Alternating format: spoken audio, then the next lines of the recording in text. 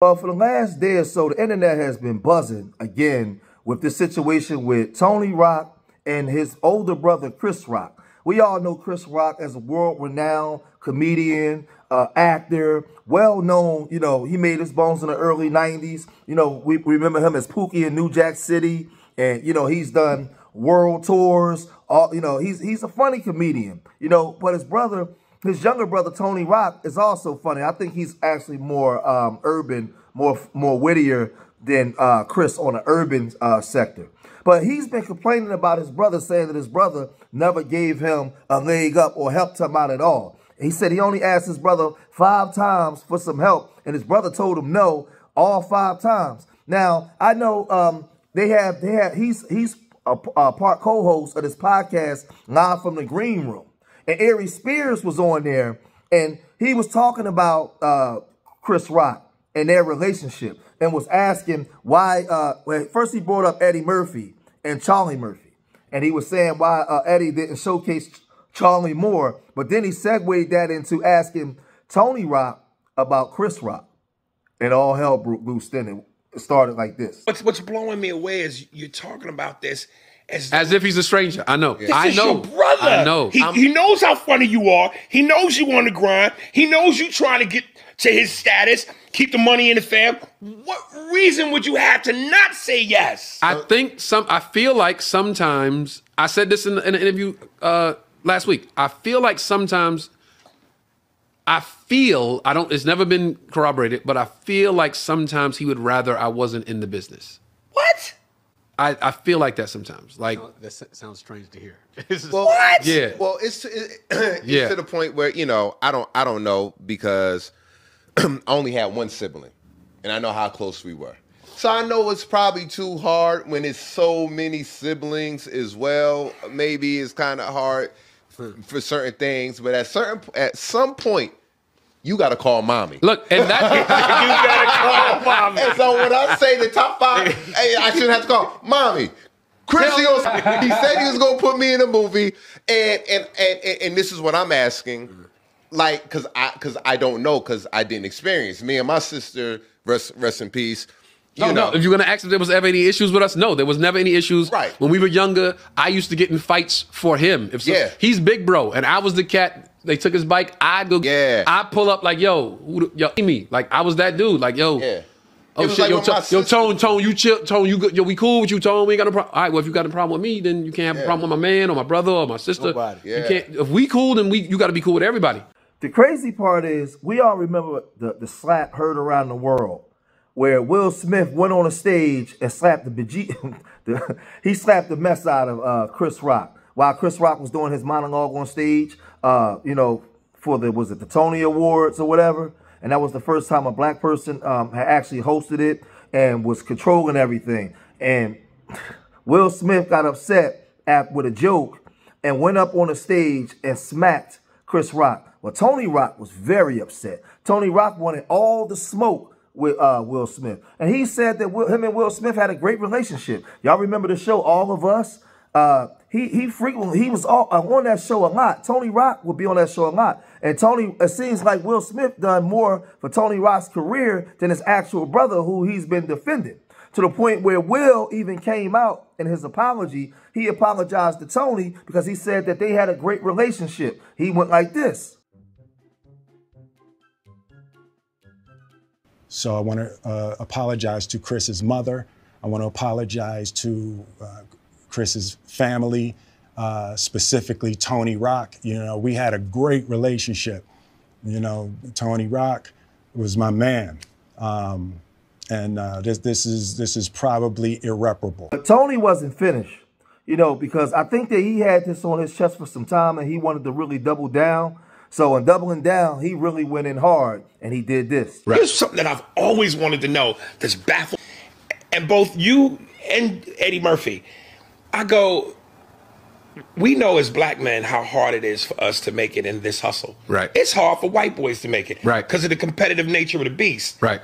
But for us, it's even harder. Right. So I go, how is it that Eddie Murphy is your brother, and I don't see you in no Eddie Murphy vehicles, Charlie? How is it that Chris Rock is your brother, And I don't see you in no Chris Rock. Before you answer, here's the one the most. The movie that Chris and Martin was in, where they played brothers.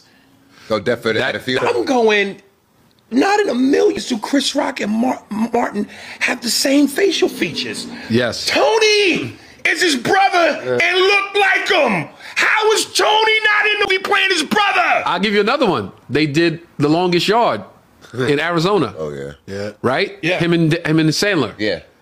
Joey Diaz. Joey Diaz is my man forever. Joey Diaz is my man forever. Joey Diaz said day one on the set, he walked on the set, saw all the people in the prison.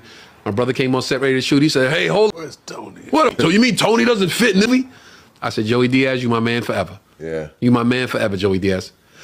Explain that to me. To try to explain. To try. I can't. And if you're in the movie, Listen. the money stays in the family. Listen. Literally. I agree. I'm going to try to explain to you guys and you. And I'm not making it, I'm not saying it's going to make sense, but my brother sometimes, and you can see it in what he does and his movements and his actions and stuff like that, like Martin in the movie, he's a businessman when it comes to his movies and TV stuff. You know what I'm saying? So Martin's bigger than me.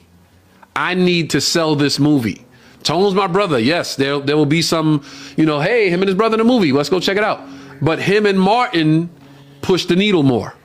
I'm only speaking on that movie in that regard. I get it. I was like, okay, I get it. Yep. Here's the one. And I've never told anybody this. Only a few of my, like 2 of my boys know this, and maybe, you know, my siblings. When he did the movie Top 5. Oh yeah. I was on tour. I came home like for a week. I was at the Comedy Cellar. We hadn't seen each other in a while, and we don't talk a lot.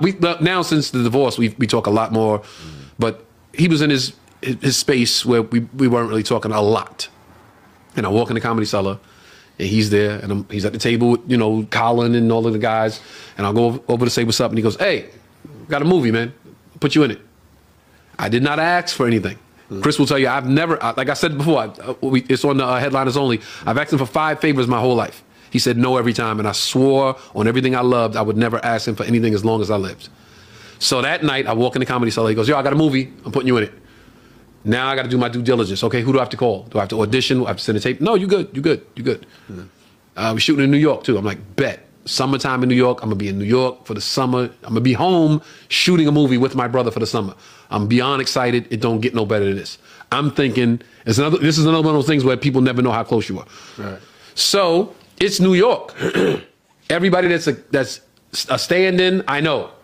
Everybody that's background, I know. Everybody. So I'm on tour, waiting for the phone call. Tell my management, tell my agency, yo, once he calls, we're gonna pause the tour and go shoot the movie. Yeah, bet, we ready.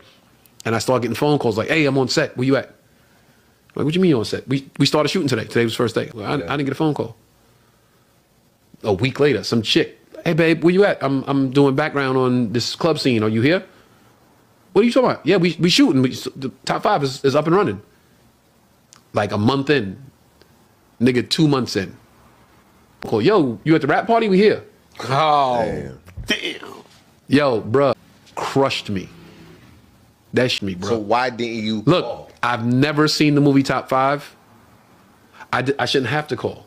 Yeah. You said to your brother, "I'm going to put you in a movie." I feel you. I should just get a phone call like, "Yo, tomorrow we'll be here at 2 o'clock, we shoot." Or, "Yo, give me your email, I'm going to send you the sides." You had to be angry. Bruh, it devastated me.